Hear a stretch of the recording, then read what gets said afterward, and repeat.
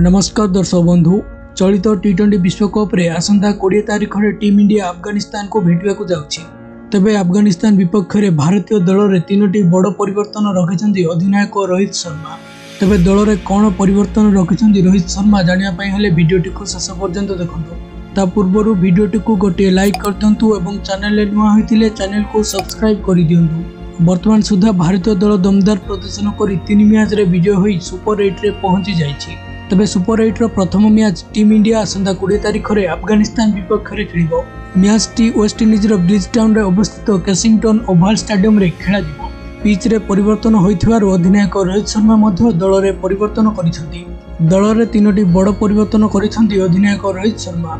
तबे एही मैच रे ओपनिंग करिवे अधिनायक रोहित शर्मा एवं विराट कोहली। यहा पर मिडिल ऑर्डर बैट्समैन रहिबे ऋषभ पंत एवं सूर्य कुमार यादव एवं ऑलराउंडर्स अछंती अक्षर पटेल, रविंद्र जाडेजा, हार्दिक पांड्या एवं शुभम दुबे एवं बॉलर्स अछंती जसप्रीत बुमराह, अर्शदीप सिंह एवं मोहम्मद सिराज। धन्यवाद।